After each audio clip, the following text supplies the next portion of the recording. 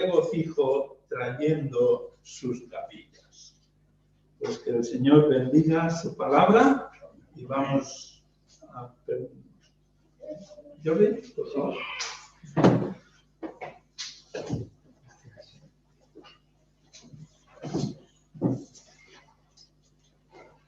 Muy buenos días a todos. Buenos días. Gracias, Antonio, por la introducción. Y lo primero que vamos a hacer es orar, ¿vale? Padre, bendito sea tu nombre. Gracias por la oportunidad de juntarnos. Tú eres bueno siempre, durante todo este tiempo que no hemos podido estar juntos o solo unos poquitos, pero tú no has dejado de tener tus ojos sobre los tuyos, guardarles, hacer provisión, hacerles bien. Gracias por todo lo que tú has hablado en nuestras vidas hasta aquí. Y, Padre, ahora queremos rogarte y pedirte por los méritos y en el precioso nombre del Señor Jesucristo, que nos ayudes esta mañana. Señor, queremos más y queremos más de ti, de tu presencia, de tu persona, de tu guía, de tu dirección, de tu buen hacer en nuestras vidas. Y pedimos tu ayuda para ello. Te ruego por todos los que estamos aquí congregados, por los que nos están escuchando desde sus hogares, desde casa. Señor, que esta mañana tú, de manera poderosa, hables en nuestras vidas. Tuyo es el mérito y tuya es la gloria. Y aquí queremos reconocerte. En el nombre del Señor Jesucristo. Amén. Pues amén.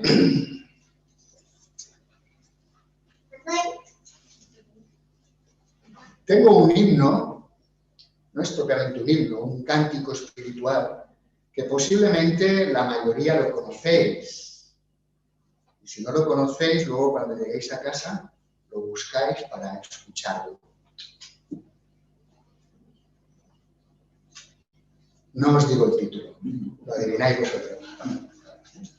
Dice así: en pecado yo vivía, en tinieblas y en error, mas la mano de mi Cristo me tocó, y ahora salvo yo soy.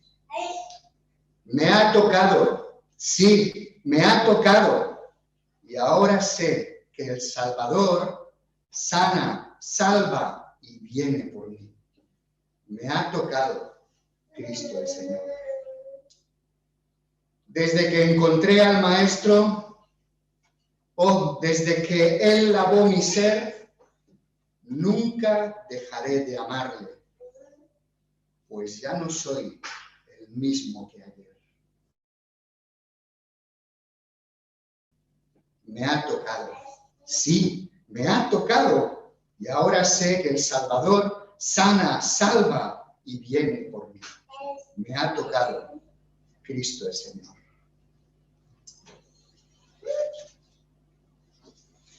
¿Te ha tocado el Salvador? ¿Sí? ¿Te ha tocado? Es posible que haya algunos entre nosotros que puedan afirmarlo con rotundidad y otros que tal vez digan, pues yo no sé si el Señor me ha tocado, sí que hice una profesión y levanté la mano y me llegué a bautizar, pero eso de tocar. Bueno, si te ha tocado, te ha cambiado. Si no te ha cambiado, no te ha tocado. No le des más vueltas. Si te ha tocado, te ha cambiado. Y esta mañana vamos a ver, hay varias cosas que me gustaría que considerásemos y que en el temor del Señor aprendiéramos bajo su guía. Pero vamos a considerar un poco acerca de la fe verdadera, de cómo Dios responde a la fe verdadera. Y entonces tendremos que ver un poquito, a través de estas escenas que tenemos en Mateo 9, cómo es esta fe verdadera. ¿Qué rasgos tiene esta fe? Vamos a encontrarnos ahora aquí, en esta porción de Mateo 9, con personas con necesidades desesperantes.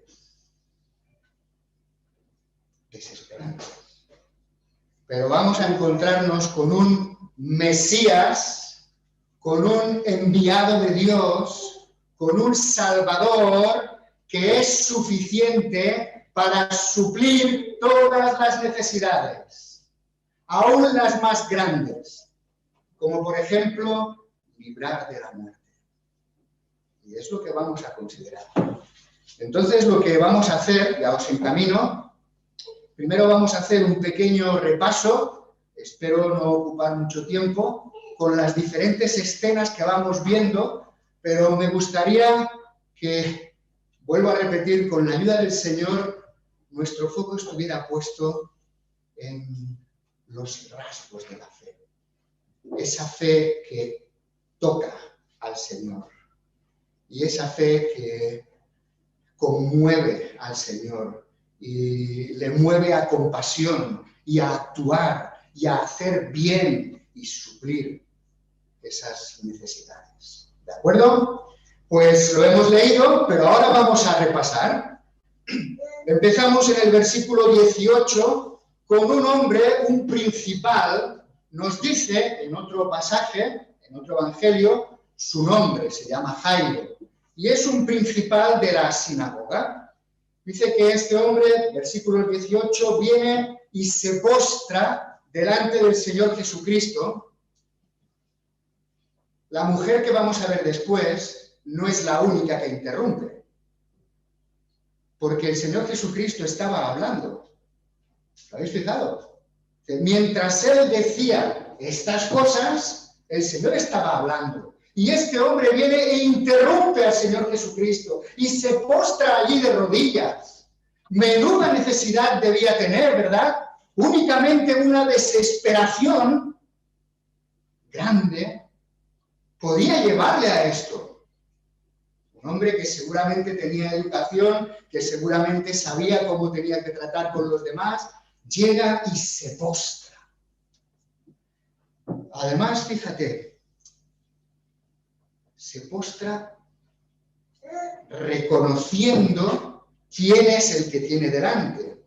Él era un principal de la sinagoga. Posiblemente no estaría nada bien visto por el resto de los judíos, por sus compañeros de tareas ministeriales. No estaría, vamos, más bien sería una grave humillación ver a este principal de la sinagoga de los judíos postrarse a los pies de Jesús. Pero esta es la primera de las características de la fe genuina. Uno reconoce su necesidad, uno reconoce dónde se encuentra, reconoce que no tiene otra salida, que no hay otra opción. Y no le importa interrumpir, y no le importa humillarse y que los demás le vean. Y se postra de rodillas y clama al Señor y dice: mi hija acaba de morir. Bueno, nosotros podremos tener necesidades, pero ¡wow! ¿Cómo debía estar este hombre? ¡Cuánta desesperación! Mi hija acaba de morir. Pero además de reconocer su condición, su necesidad, además de reconocer quién es el que tiene delante, se acerca con fe, se acerca con confianza. Y se acerca, fíjate qué tremendo, ¿no? Este hombre que supuestamente estaba del lado de los que se oponían a Jesús. Pero él se acerca diciendo: mira, ven, pon tu mano sobre ella y vivirá. Tócala, tócala. ¿Te ha tocado el maestro? ¿Te ha tocado?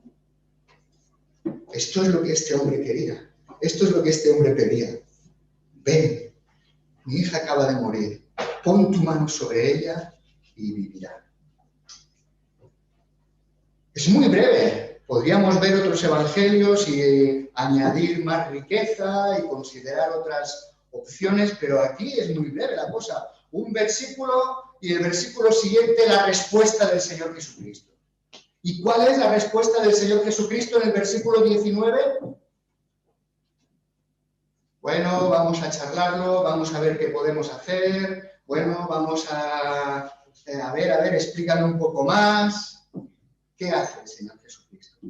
¿Cómo responde Jesús ante la verdadera fe? ¿Cómo responde Jesús ante aquel que viene clamando y suplicando? ¿Cómo lo hace? Es que ni siquiera menciona una palabra. Se levanta y va con sus discípulos hacia la casa de este hombre. Aquí no menciona, ¿verdad?, que ni cruzaran siquiera una palabra. Un Jesús que está dispuesto,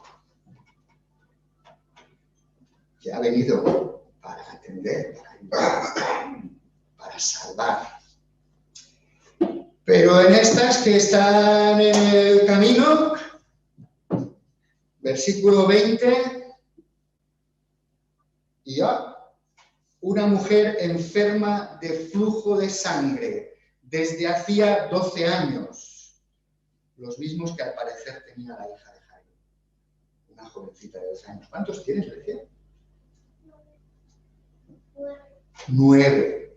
Aún te falta un poquito más. Pero esa niña tenía más o menos unos 12.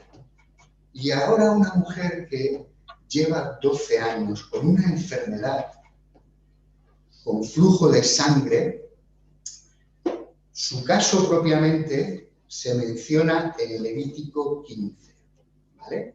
Y allí menciona de cuando hay una enfermedad que está produciendo que hay pérdidas en la mujer. Antes, en el capítulo 12 de Levítico, esto no es necesario del todo saberlo, ¿vale?, pero en el Levítico 12 ha explicado acerca del flujo normal de las mujeres, lo que es el periodo, la menstruación, ¿verdad? Y durante ese tiempo la mujer es inmunda. Durante ese tiempo la mujer, todo lo que toca se convierte en inmundo. El lugar donde se sienta se convierte en inmundo. La cama en la que se acuesta se convierte en inmunda. La persona que le toca o es tocada por ella se convierte en inmunda. ¿Sabéis lo que hay entre Levítico 12 y Levítico 15? Antonio, ¿sabes lo que hay entre Levítico 12 y Levítico 15? ¿La lepra? Sí, la lepra. La ley de la lepra. O sea, que tan contaminante y tan discriminante como pudiera ser la lepra, era el flujo de sangre. Y en el capítulo 15 menciona que todo el tiempo que ella estuviera en esa condición, todo ese tiempo, ella es inmunda. Pues tú imagínate a esta mujer desesperada, avergonzada, rechazada. Es más, estar ahí en medio de la multitud y estaba en secreto, porque ella no podía estar allí. Si los demás sabían su inmundicia, enseguida le hubieran dicho: sal, apártate de nosotros, nos estás contaminando a todos. Esto era así. Pero tan secreta como ella estaba llevando su enfermedad, había otra cosa. Había una esperanza secreta. Una esperanza que ella estaba guardando en su corazón. No lo había dicho, no lo estaba proclamando, no estaba diciendo a los cuatro vientos: yo tengo mucha fe, yo un campeón de la fe. Esto se hacen, campeonatos de fe y cosas de estas. Pero ella había algo secreto guardado en su corazón. Y ella se acercó por detrás, tocando el borde de su manto, Versículo 21, porque decía dentro de sí, si tocare solamente su manto, seré salvo. En esta ocasión no es el Señor el que toca. En esta ocasión es la fe de esta mujer la que toca al Salvador. Es ella la que se acerca tímidamente y pensando, si me descubre que le he tocado, si me ven, los que me reconozcan y sepan mi condición. Pero está necesitada. Como yo, cuando he estado necesitado de ser limpiado de mi pecado. Como un servidor o como algunos de vosotros, cuando habéis reconocido vuestra condición, que estabais sucios delante de Dios, inmundos delante de Dios, que necesitabais el perdón y la limpieza. Y allí estaba el que podía limpiar, el que podía librar. Ese estaba ahí.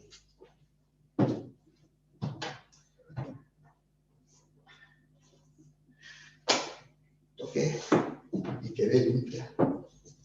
Pero, versículo 22, ¿sabes una cosa? ¿Sabes cómo es la verdadera fe?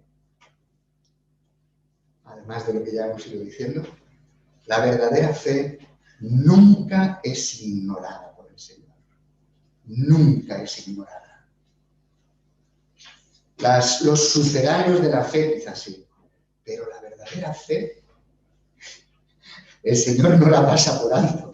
Y dice en el versículo 22, pero Jesús volviéndose y mirándola. Aquí no dice que preguntó ni nada. Aquí dice que volviéndose y mirándola. Bueno, la nación de Israel estaba viendo, cumpliendo con los mandamientos y con la ley que había sido dada, la nación de Israel estaba viendo a esa mujer como inmunda, menospreciada, no aceptada. Pero ¿sabéis cómo la ve el Señor? ¿Os habéis dado cuenta de cómo la ve? Él la ve como algo precioso. Y Él la ve como algo que vale la pena pararse, aunque estaba yendo. ¿Os acordáis dónde estaba yendo? Estaba yendo a darle vida a una niña de 12 años. Estaba yendo a algo que era urgente, una necesidad que era apremiante. Pero el Señor está viendo otra necesidad también apremiante y está viendo a una persona enferma durante muchos años y el Señor se compadece de ella. Y el Señor se para, se gira y la mira. Y si antes era rechazada, ahora, en Cristo, ¿qué somos? Aceptos ¿en quién? En el amado. Aceptada. De rechazada a aceptada. Esta es la condición ahora de ella. Y ya casi me atrevería a decirte algo. No solo aceptada, no solo aceptada. Casi me atrevería a decirte adoptada. Más que aceptada. Hija, le dice. Ten ánimo, hija. Yo no puedo asegurar ni pretendo hacerlo si aquí está refiriéndose a la sanación o a la salvación. Piensa lo que quieras. El Señor es poderoso para sanar y para salvar. Pero el Señor aquí a ella, como lo hizo antes con el paralítico al principio del capítulo 9, dice, ten ánimo, hijo, tus pecados te son perdonados. Ahí no hay duda, ¿no? Además de sanarle de la parálisis, le dice que sus pecados son perdonados. Y a ella le dice, ten ánimo, hija. De rechazado a aceptado. ¿Tú? No lo digo o no hago la pregunta para fastidiar a nadie, ¿lo entendéis, no? La hago para que descubras si tu fe es correcta, si tu fe está encaminada correctamente, si tu fe está puesta en el lugar, en la persona adecuada, ¿te ha cambiado? Esta mujer le cambió la vida completamente.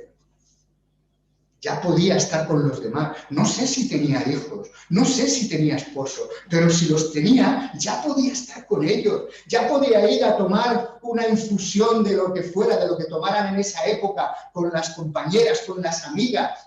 Antes no podía hacerlo. Darle un abrazo a su bebé. Uf. Sí, lo tenía. Ahora sí, su vida había cambiado. Y además, había conocido al que es Mesías, el Rey, el enviado de Dios, el Salvador del mundo. Pues imagínate qué privilegio. Seguimos un poquito más. Va rápido esto. El Señor sigue para adelante con los discípulos y con el principal, con Jairo, y dice que versículo 23 y 24 entran en la casa y ahí estaban los que tocaban flautas y la gente que hacía alboroto y les dijo: apartaos, porque la niña no está muerta, sino duerme. Y se burlaban de él. Bueno, quizá lo primero a mencionar es que por fin llegan a la casa. Tú imagínate cómo estaría el padre, ¿no? Cuando en medio del camino se para a atender a esta mujer. Tal vez el Señor estaba poniendo a prueba la vida de este padre. Y diciendo: confía en mí, has dicho que crees en mí. Yo sé lo mejor. Y yo sé cuándo es el tiempo y cuándo es el momento. Y ahora había llegado el momento. Entran en la casa. Pero lo primero que hace el Señor es apartar y decir que se salgan los que estaban haciendo alboroto. ¿Nos hace pensar en alguien esto? En hacer alboroto. Yo no voy a mencionar a nadie, pero a veces resulta que el alboroto y el jaleo y tal son cosas, emociones y forma parte de un conjunto que se llamaría algo así como parafernalia, pero que no es del todo compatible con la verdadera fe. La verdadera fe no necesita esos alborotos. La verdadera fe no necesita de un coro especial con un montón de instrumentos musicales haciendo mucho ruido y levantando mucho las manos y gritando. No necesita eso la verdadera fe. No lo necesita. Aquí no se trataba ni de baterías ni de guitarras eléctricas, no se trataba de nada de eso, ¿vale? Yo estoy ahora llevándolo a otro sitio. Aquí se trataba de aquellos que habían sido contratados y que iban y estaban allí llorando y lamentando y ¡ay, la niña! ¡Ay, que se ha muerto! ¡Ay, que Dios tenga compasión de ella! ¿Verdad? Estaban haciendo eso. Y encima algunos, cuando el Señor entra y dice que la niña no está muerta, sino que duerme, encima se burlaban de él. Qué poco creían en Dios, qué poco creían en el poder del que puede levantar de entre los muertos. Bueno, el Señor les hace salir. El alboroto, es lo que he puesto en mis notas, el alboroto y la burla no tienen cabida junto a la fe. No tienen cabida. No estoy diciendo, no me quiero parar aquí, pero no estoy diciendo que la fe tenga que ser rostros serios y que sin sonrisas, sin simpatía, sin gozo. Antes, al contrario, hemos leído un pasaje en el Salmo, ¿no?, que habla del gozo, del verdadero gozo, en aquel caso que hemos leído de los que siembran la semilla y luego recogen. Y nosotros tenemos y disfrutamos del gozo de la salvación. Pero no necesitamos sustituir nuestra fe por emociones, por cosas externas. No hace falta eso. Habrá música buena y habrá un montón de cosas que son lícitas, pero si se trata de camuflar, ya que me he metido en camisa de 12 varas, hay congregaciones donde es así. Hay congregaciones donde la gente va por la marcha que hay. ¡Un aplauso al Señor! Y gloria a Dios y aleluya. Y salen habiendo sudado y emocionados. Pero de fe, ¿os acordáis? ¿Os acordáis en Mateo 7? Mateo 7. Muchos me dirán en aquel día, Señor, Señor, no profetizamos en tu nombre, y en tu nombre echamos fuera demonios, y en tu nombre hicimos muchos milagros. Entonces les declararé, nunca os conocí, apartaos de mí, hacedores de maldad. Porque si el Señor te ha tocado, te ha cambiado. Te ha cambiado. Y no sirve de nada estar en un sitio gritando o haciendo alabanzas y así, y cuando sales a la puerta, sacar tu cigarrillo de lo que sea, o tomarte el whisky, maltratar a tu mujer, todas esas cosas que tristemente personas que se llaman evangélicas luego a veces hacen, porque sus vidas no han cambiado, solo han cambiado el ratito que están ahí. Me paré más de la cuenta en esto, pero el Señor llega, versículo 25, cuando la gente había sido echada fuera, entró y tomó de la mano a la niña y ella se levantó. La mano que levanta, la mano de mi maestro, la mano que toca y la mano que pone en pie. La mano que toca y da vida. Esa es la mano del Señor Jesucristo. ¿Te ha tocado? Tú sabrás si te ha tocado. Tú sabrás cuánto te ha cambiado. Tú sabrás cuánta vida verdadera te ha dado o no. En el caso de esta muchacha, ella se levantó. Y si no me equivoco, me parece que en otro evangelio dice que dijo que se le diera de comer una vez, o algo así. Amén. Pues sabes una cosa, a los que tienen verdadera fe,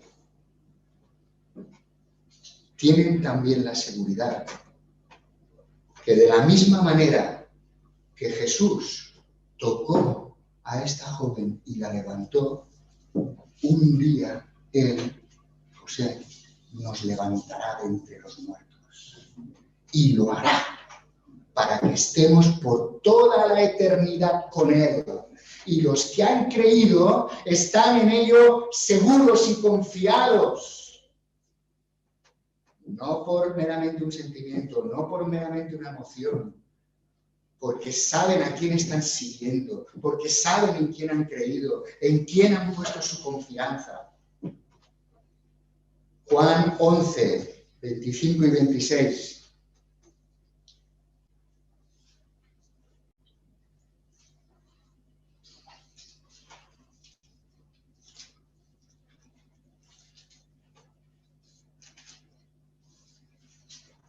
El Señor, hablando con Marta, tras la muerte de Lázaro, le dijo Jesús, yo soy la resurrección y la vida. El que cree en mí, aunque esté muerto, vivirá. Y todo aquel que vive y cree en mí, no morirá eternamente. ¿Crees esto? ¿Lo crees? ¿Lo crees de verdad? Tu vida no puede ser la misma que si no conocieras a Cristo. Si tu vida es la misma que la de las personas que no conocen al Salvador, yo tengo que poner en duda si tú crees esto de verdad. Y luego le dice en el versículo 40, ¿verdad? También a Marta. Jesús le dijo, ¿no te he dicho que si crees verás la gloria de Dios. ¿Cuántas ganas tengo, hermanos? Ya la veo la gloria de Dios, en un sentido ya la veo en mis hermanos, la veo en lo que Dios hace cada día, en cómo cuida de nuestras vidas, nos lleva adelante, nos cambia. Qué maravilla ver cómo Dios nos va cambiando. Pero anhelo ver la gloria que un día el Señor Jesucristo tuvo allá en el cielo. Y anhelo ver esa gloria, porque el Señor ha dicho que estaremos con Él y que la veremos. La gloria de la resurrección. Pues así vamos a concluir la escena y pasamos a otra escena. Vamos a seguir, porque el Señor no para, el Señor trabaja y espera lo mismo de los suyos. Yo a veces me quejo. Ay, ay, ay, ay, ay, ay. Qué poco derecho tengo a quejarme. Bueno, el Señor continúa y dice, versículo 27, pasando de allí, Jesús de allí, otra vez el nombre de Jesús, ¿ya habéis calculado cuántas veces? No. Mientras lo veíamos lo podíais haber hecho. No lo digo tampoco, Antonio. Pasando Jesús de allí, le siguieron dos ciegos, dando voces y diciendo, ten misericordia de nosotros, Hijo de David. Y llegando a casa vinieron a él los ciegos y Jesús les dijo, ¿creéis que puedo hacer esto? Ellos le dijeron, sí, Señor. Fíjate cómo se repiten lo que es la verdadera fe. A riesgo de ser machacón, estos hombres de nuevo están en una necesidad imperiosa. Una necesidad. Para ellos, lo más importante que pudiera ocurrirles es que pudieran recobrar la vista. Yo no sé cómo sería la vida de un ciego en aquel entonces. Hoy en día pueden leer, tienen semáforos que les avisan, hay mucha más conciencia social, con ayudas y con maquinarias, con cosas, pero ¿cómo sería la vida de un ciego en aquel tiempo? Bueno, para empezar, sabemos de otros pasajes que estaban obligados a mendigar. Era la única forma de poder recibir sustento.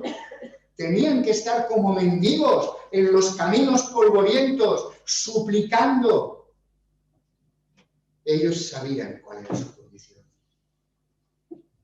Por cierto, ¿cuántos ciegos hoy en día? Más adelante lo mencionaremos, pero ¿cuántos ciegos hay sin darse cuenta de que están ciegos? Pero estos hombres reconocían su necesidad. Y además estos hombres, claro, no lo habían visto a Jesús, porque no podían, pero habrían oído.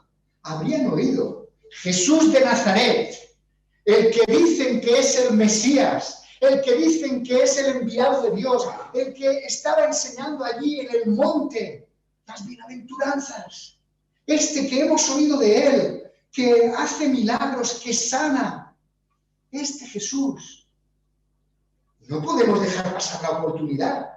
Reconocen cómo están ellos y reconocen quién es el que está pasando por la calle. Están quizá oyendo, ¿verdad?, el tumulto y a las personas hablando de él. Y ellos empiezan seguro que a levantar, lo dice, dando voces diciendo, ten misericordia de nosotros, Hijo de David, ten misericordia. Acordaros, Mateo, el Evangelio del Rey, el enviado de Dios, el Mesías. Ten misericordia de nosotros, Hijo de David, aquel que es Rey, aquel que gobierna. Bueno, ellos reconocen, claman por misericordia, perseveran, porque dice que, bueno, mejor dicho, no dice nada de que el Señor se parara y les atendiera. A ver si hemos metido la pata, a ver si cuando hemos dicho que el Señor nunca pasa por alto la verdadera fe, a ver si cuando hemos dicho que el Señor, al clamar del principal, automáticamente se levanta y va con él, a ver si ahora aquí la cosa cambia. Porque de estos ciegos no dice que les atendiera en ese momento. Esta es otra de los rasgos de la verdadera fe. La verdadera fe persevera. La verdadera fe busca a Dios de todo corazón. Y aún estando en esa ceguera, son capaces de abrirse paso por en medio de la gente, guiándose tal vez por donde están oyendo que Él está. No había otra manera, no podían ver. O quizá tenían que decirle a alguien, llévanos, ¿dónde está Jesús? Llévanos.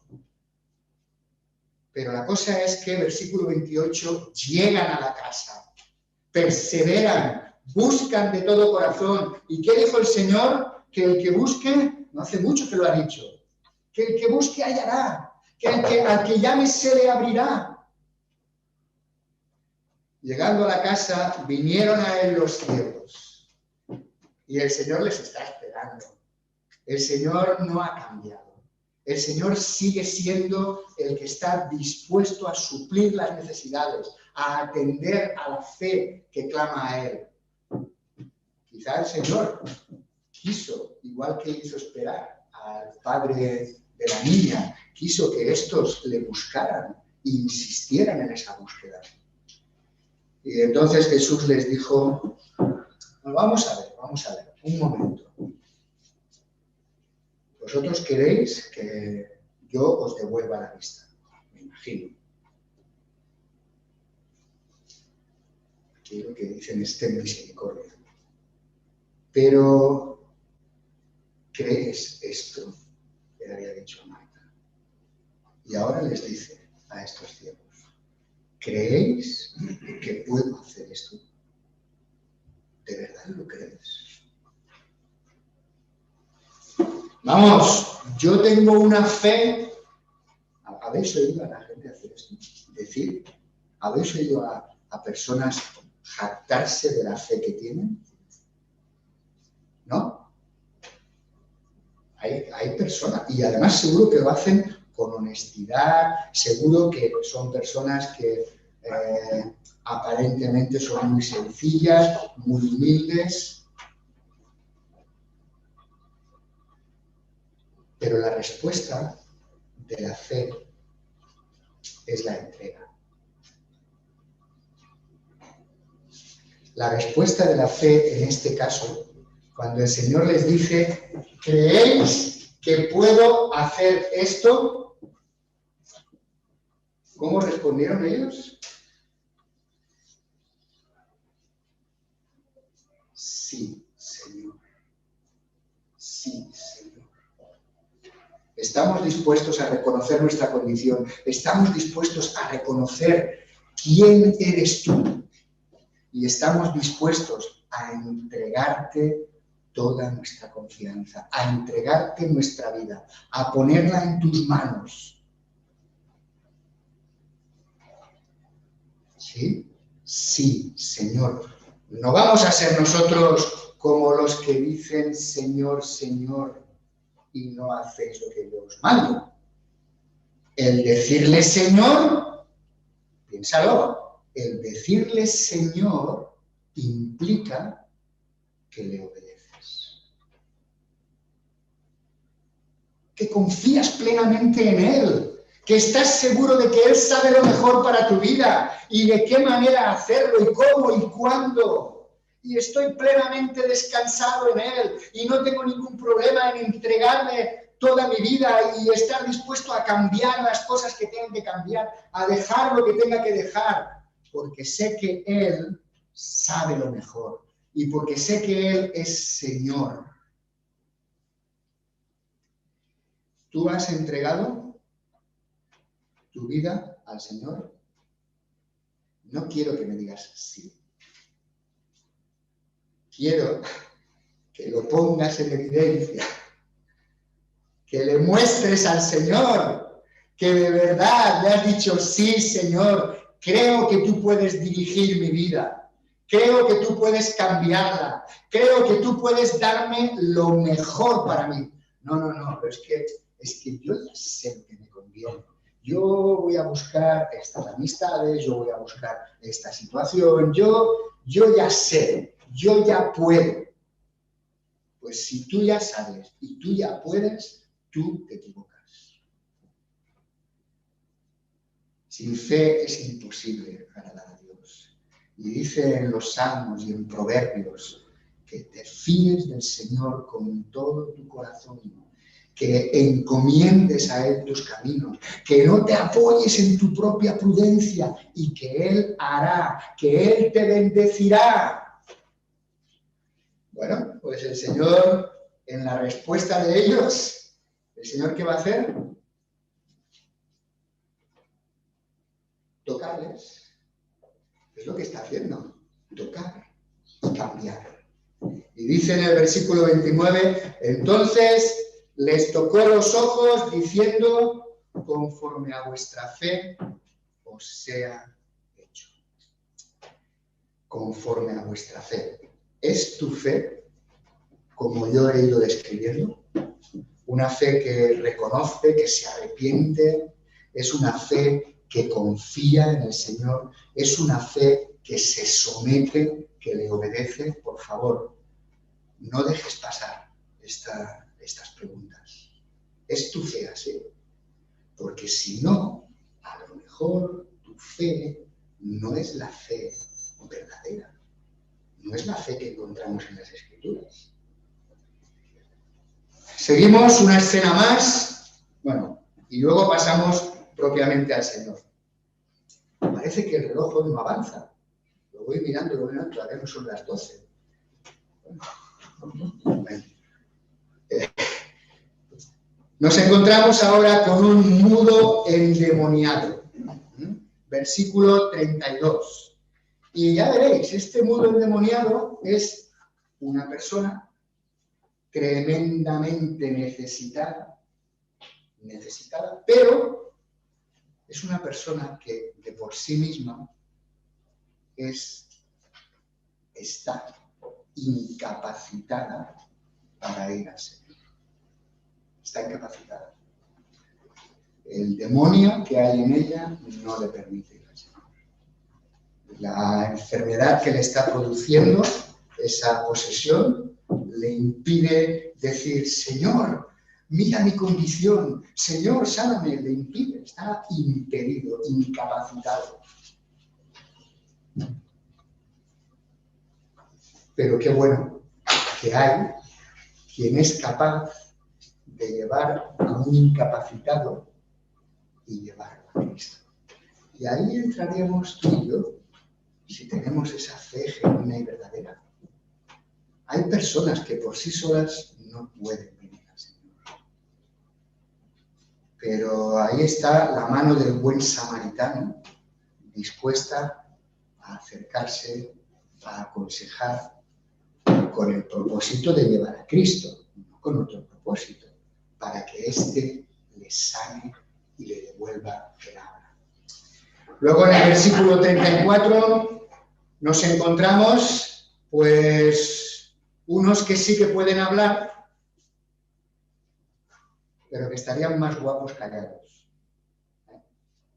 Estarían más guapos callados. Y no vamos a hacer muchos más comentarios acerca de estos fariseos. Diciendo, por el príncipe de los demonios, echa fuera los demonios.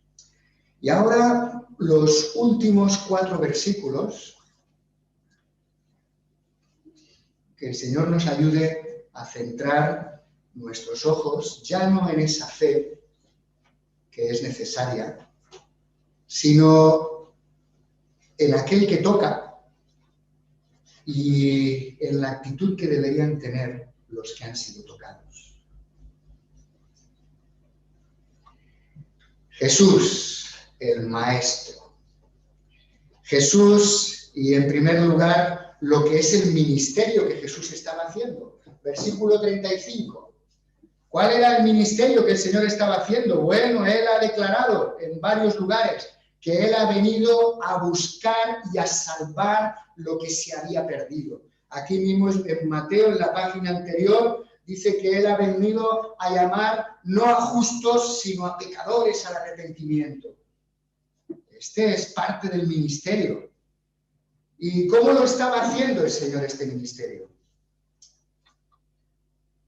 Tenéis toda la razón. No estaba sentado en el sofá de su casa. No estaba sentado. No estaba con los brazos cruzados. Estaba recorriendo todas las ciudades y las aldeas, yendo a todo lugar, haciendo bien. Bueno, más en concreto, haciendo bien, dice aquí 3 cosas que el Señor estaba haciendo en su ministerio. Dice que recorría todas las ciudades y aldeas, enseñando en las sinagogas de ellos, 1, enseñando, 2, predicando el evangelio del reino y sanando toda enfermedad y toda dolencia en el pueblo. No vamos a poder pararnos mucho, pero en cuanto a enseñar, qué importante y qué necesario es la enseñanza, ¿verdad? Y yo la enseñanza ahora mismo que se me ocurre más cercana, Mateo 5, las bienaventuranzas, Mateo 5, 6, 7, el Señor enseñando cuáles eran las demandas del cielo, cómo el Señor enseña a los suyos y a los que quieren escuchar, cómo deben ser las virtudes, los rasgos de aquellos que forman parte del reino, enseñándoles todas las cosas para que las hicieran. Qué importante es la enseñanza. De hecho, en la Gran Comisión el Señor manda, ¿verdad?, a los suyos que vayan enseñando, que guarden todas las cosas. Enseñando. El Señor acababa de hacerlo. Y no sé si repetiría en otros lugares las bienaventuranzas, lo que nosotros conocemos por las bienaventuranzas. Pero si no las repetía, enseñaría algo parecido. Seguro. ¿Vale? Luego, en cuanto a predicar. Predicaba las buenas nuevas. Aunque aquí dice que estaba predicando el evangelio del reino. ¿Cuál es el evangelio del reino? Que hay un rey, que este reino se ha acercado, que hay una puerta estrecha por la cual entrar, que hay un camino angosto por el cual ir. Estaban predicando las buenas noticias de salvación. Eso es lo que predicaban. El Señor vino a sanar y a salvar. Sí, lo estaba haciendo en las sinagogas de ellos. Sí, estaba refiriéndose y pensando principalmente, en primer lugar, a la nación de Israel. Pero aún a ellos, de lo que les estaba hablando era de la salvación, de la redención, del perdón de pecados. Eso es predicar. Anunciarles, ¿no lo hizo? Anunciarles en el capítulo 7, vuelvo a ir al 7, así que solo me sepa este. Entrad por la puerta estrecha, porque ancha es la puerta y espacioso el camino que lleva a la perdición, y muchos son los que entran por ella. Porque estrecha es la puerta y angosto el camino que lleva a la vida, y pocos son los que la hallan. Entrad, entrad, predicando. Y luego, algo más, sanando. Enseñando, predicando y sanando. Supliendo las dolencias de una mujer con flujo de sangre, de un ciego, de un mudo, de un paralítico, de un padre que ha perdido una hija. Ahora, si el Señor es nuestro maestro, si tú y yo somos sus discípulos, ¿no deberíamos nosotros llevar a cabo estas 3 facetas? ¿Lo has pensado? ¿Sí? Y esto es lo que una iglesia y los creyentes a nivel individual también deben hacer. Pero si quieres mirarlo en conjunto como iglesia, la iglesia debe enseñar, la iglesia debe discipular, la iglesia debe dar crecimiento a los que forman parte de ella. La iglesia debe predicar las buenas nuevas de salvación. Debe hablarles a las personas de un juicio venidero. tremendo que va a ser no haber encontrado antes al buen abogado. La Iglesia debe sanar. Yo no puedo decirle a un cojo que se levante. Yo no puedo decirle a un ciego que recobre la vista. Pero sí que podemos hacerlo espiritualmente y aún físicamente. Sí que podemos consolar a personas que han tenido una pérdida.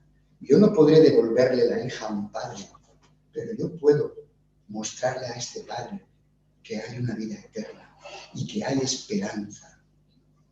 Habrá cosas que no podremos hacer. ¿Cuántas personas hoy van a los psicólogos? ¿Cuántas? Me parece que son los médicos que tienen más trabajo. Por lo menos hace unos años, cuando se pusieron de moda, no hay hospital que no tenga psicólogos, no hay empresa un poco grande que no tenga psicólogos, están por todos los lados. ¿Y tú crees que ellos pueden sanar a alguien? Podrán alterar los estados de ánimo de una persona con drogas. Eso sí pueden hacerlo. Pero sanar el alma, aliviar, suplir las necesidades de las personas. Dice, ahora me viene el versículo en Proverbios que dice, ¿cómo alguien a lo mejor no lo puede recordar? Que aún el gorrión haya nido. En Proverbios, pensando en la desamparada o el desamparado, ¿no? Que dice que en la casa del Señor aún la golondrina o el gorrión hayan lugar. Y esto es así.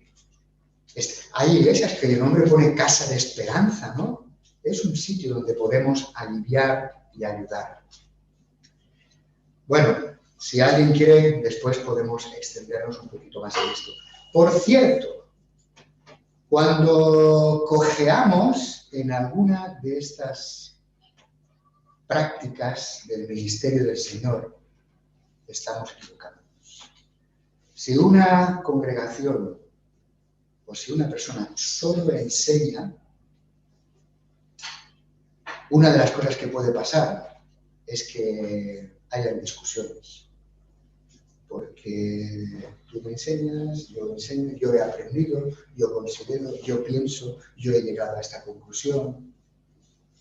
Eso sería un problema, solo enseñar. Eso lo hacen los seminarios y los institutos bíblicos. Pero solo enseñar cojearía. Solo predicar, ¿vale?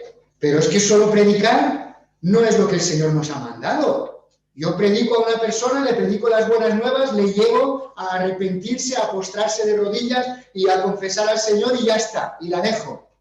No, tendré que enseñarle, tendré que encaminarle, que guarde todas las cosas, tendré que guiarle porque ninguno nacemos aprendidos. Ninguno.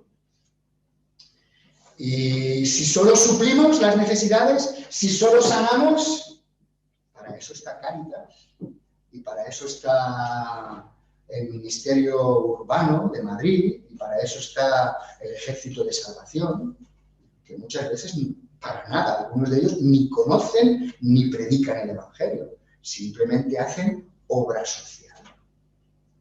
Entonces, las tres cosas tienen que estar, las tres. Pues que el Señor nos ayude. Versículo 36. Al ver Jesús, aquí no aparece el nombre, pero lo podemos poner nosotros. Al ver Jesús a las multitudes, tuvo compasión de ellas, porque estaban desamparadas y dispersas como ovejas que no tienen pastor. ¿Sabéis lo que es la compasión? La compasión es cuando uno es tocado.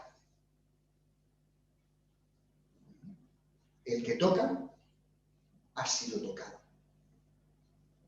Y el maestro fue tocado en lo más profundo de su ser. El maestro fue tocado en sus entrañas.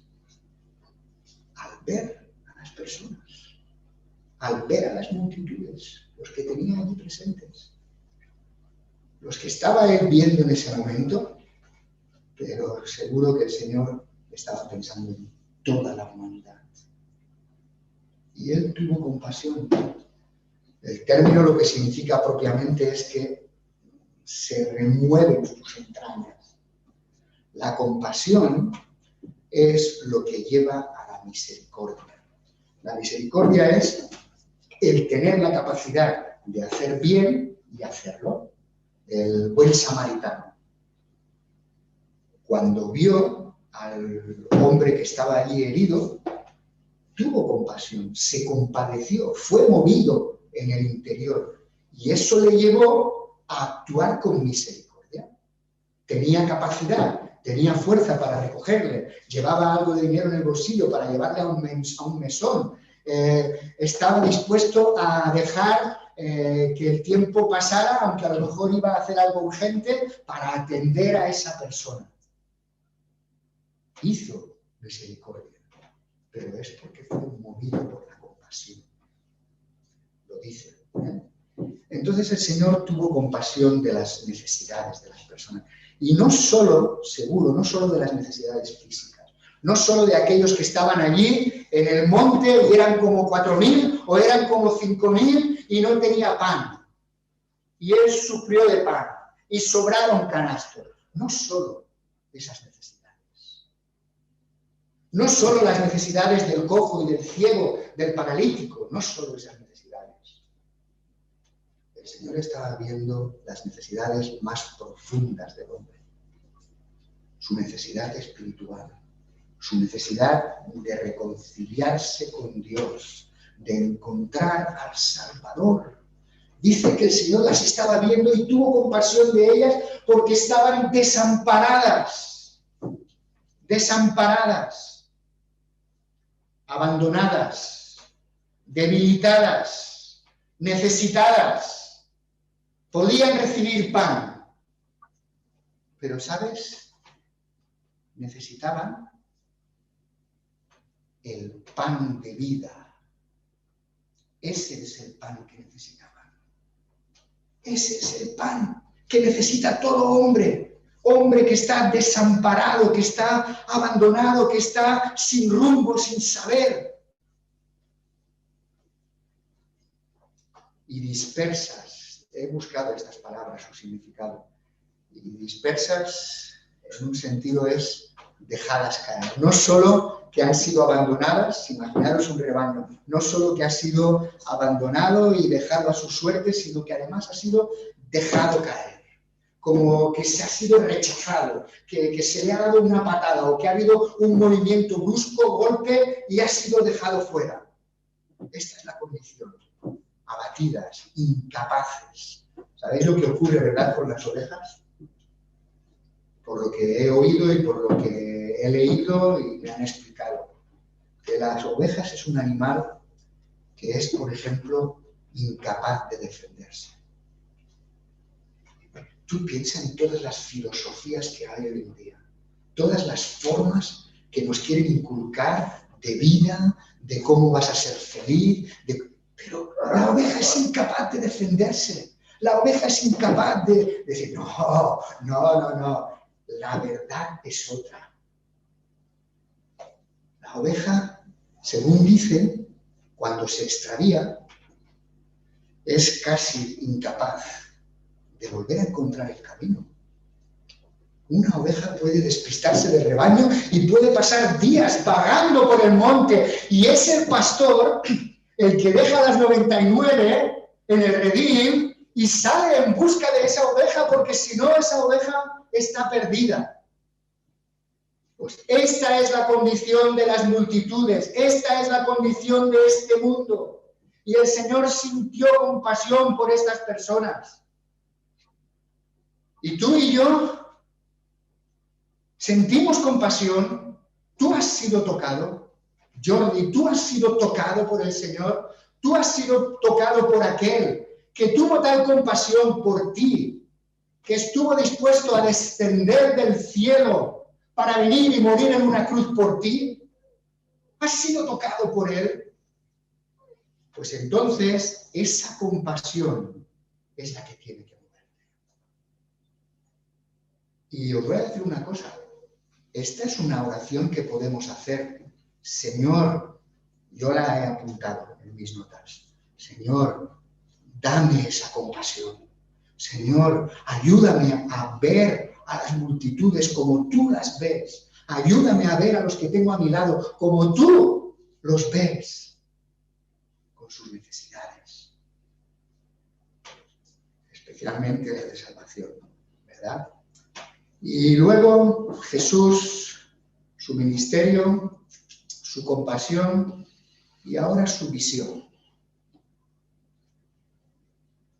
Entonces dijo a los discípulos, versículo 37, a la verdad, la mies es mucha, mas los obreros son pocos. Un mundo completamente, bueno, él no lo reconoce porque no se da cuenta de su condición y piensa que ve, y piensa que oye, y piensa que camina bien, pero es un mundo desesperadamente necesitado. Ya os lo he dicho algunas veces, cuando yo hablo con muchas personas, al principio siempre hay una fachada, siempre, de seguridad, de tener las cosas claras, pero luego cuando hablas con una persona y puedes intimar un poquito con ella, muchas veces acaba descubriéndote sus miserias. ¿No os ha pasado? Y acaba descubriéndote que tiene este problema en casa, o que tiene esta dificultad, porque el mundo está necesitado, porque las personas están necesitadas. Y el Señor está viendo la siega que tiene delante. Y está viendo que esa siega es una gran cosecha. Grande. No lo digo yo. La verdad, la mies es mucha. La cosecha, la tarea es mucha. La recolección, resulta que la recolección hay que hacerla en su tiempo. No se puede dejar. Porque si el panizo, el trigo, la cebada, se pasa de tiempo, se estropea y se pudre y ya no sirve. O sea que la recolecta, la siega, es un trabajo que parece ser que hay que hacerlo en el momento y de manera urgente. Entonces, cada época tiene su cosecha. Y yo no dudo que el Señor está hablando de lo que va a venir en el capítulo 10. No lo dudo.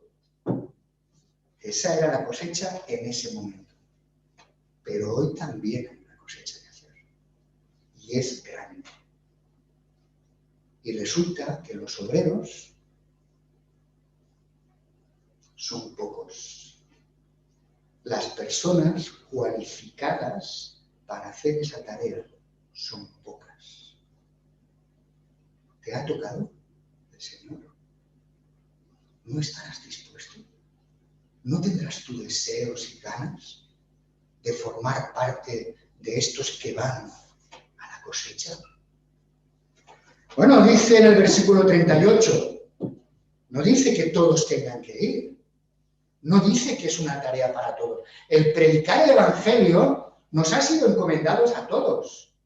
Bueno, o es lo que entendemos por varios pasajes de la Escritura, ¿verdad? Y predicar. Y nosotros, ¿cómo vamos a esconder la perla que hemos encontrado? ¿Cómo vamos a callarnos la salvación? La sangre sería sobre nosotros, no podemos.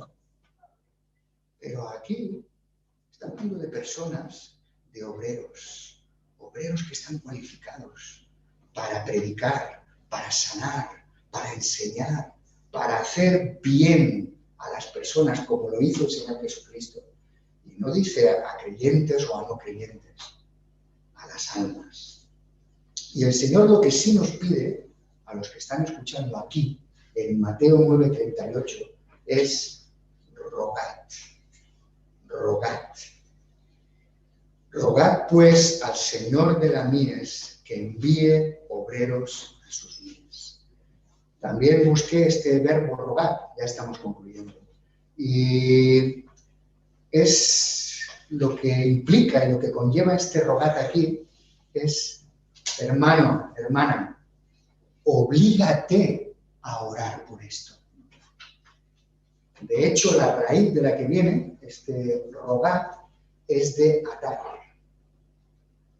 Átate, toma el compromiso, hazlo, ora, ora, ora al Señor de la siega, al Señor de la mies, para que envíe obreros a su mies. Su mies, sus obreros. Obreros que si son suyos y son enviados por Él, harán lo que Él quiere y como Él quiere, ¿no?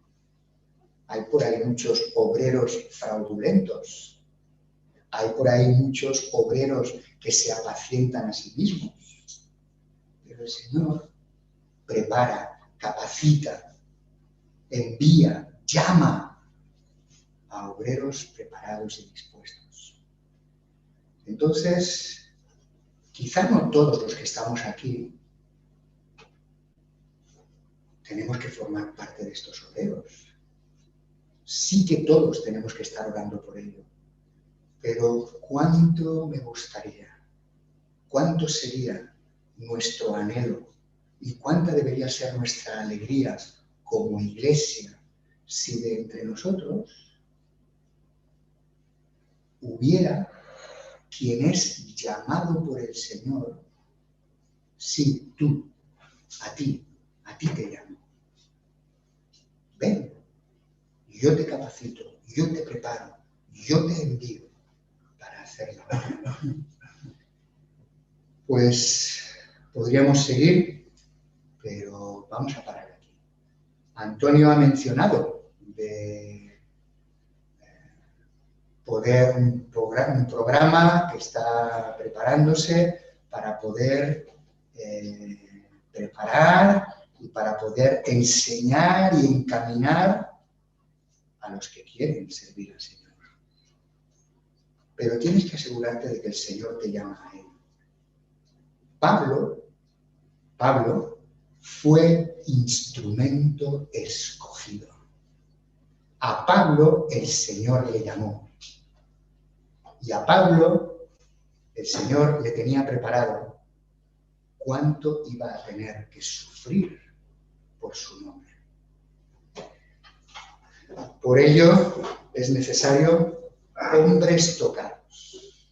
Si no eres un hombre o una mujer tocada por Dios, olvídate porque esto de la mies no es para ti.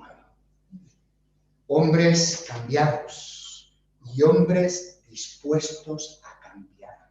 Hombres dispuestos a decir, cuando el Señor dice, ¿a quién enviaré y quién irá por nosotros? Heme aquí, envíame a mí, porque tú me has tocado. Pues hermanos, que el Señor nos ayude a todos. Amén.